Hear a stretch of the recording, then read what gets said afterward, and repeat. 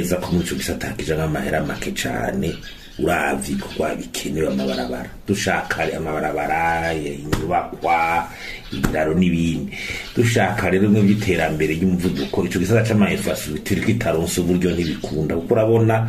nk'imyarida amajana 370 ziri muri bwo bushikiranganje hafi 60% nayo gutanguza igasheme doferi giye barabara y'indarayi ayandi urumva sigana 40% niyo yari karagabanganwa n'ibindi bisata kandi ukabona neza n'amafaranga ashobora kuva hanze gusahiriza aracari make cyane miliyoni 160 ku ma-infrastructure n'amahera make cyane uravye ibindi bihugu aho bigeze umva aho turacari nyuma ugacuraba rero kandi ikindi ibikorwa remezo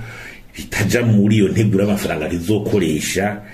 nta mubona ibintu by'amastade bari karubakwa haro nyubakwa zimwe utubona ipare yo mu Kirundo hariho ibisubwamo y'amapare ngaha hirya no hino mugabo utabona muri iyo nteguro cyangwa inyubakwa z'amabiro y'amaprovinsi ziba ziriko zirubakwa byose naho nana hamuyibona kandi ni ibintu hari abantu bashaka gufasha bashobora kumabibaza ibibazo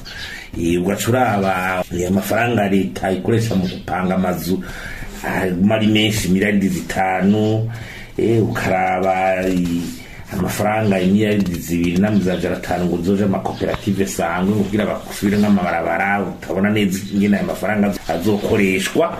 kibaza yuko ico gisata ico kwitabwaho bikwiye kuko kitana cyane mu gushiraho ico biti gitabo ca PIP no kuvuga programme d'investissement public cyerekana neza ibikorwa remezo igihugu gikeneye n'umwanya bishobora kubakwamwo baningene amafaranga azokoresha kugira bavyubake na strategy yo kurondera ubwo buryo yose byo kurondera uburyo no kurondera uburyo bukwiye kugira ivyo bikorwa bikogwe kuko nta terambere tuzoshikira dufise ama-infrastructure nk'aho dufise no munsi hanyuma na transparence iri gukorera mu muco no kuvuga izo infrastructure zidaca mu itegeko leta izokoresha birateye amakenga ni kubera ko amafaranga bari katozwa gutakoreshwa gute izo nyubakwa ziba zitegeza kuba zingana gute atanahamwe zibona ivyo rero ni ibintu biriko biratuma n'uwo bashaka gufasha igihugu canga ashaka kuzana mu gihugu ashobora kugira amakenga nibaza ko iyo ngendo yohinduka dushimitse iyo ngendo yohinduka cane ayo mastade yubakwa nay'igihugu ayo mapari bakwa nay'igihugu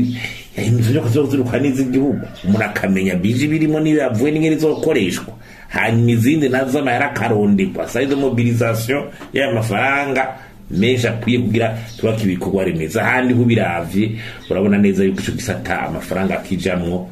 ataca ashobora gutuma ivyerekeye ibyo remezo byiyongera kandi uratuma dufata ideni mbere iryo deni tuma dufata atariko turubaka amabarabara cyangwa twubaka niki iba ariko ridufasha iki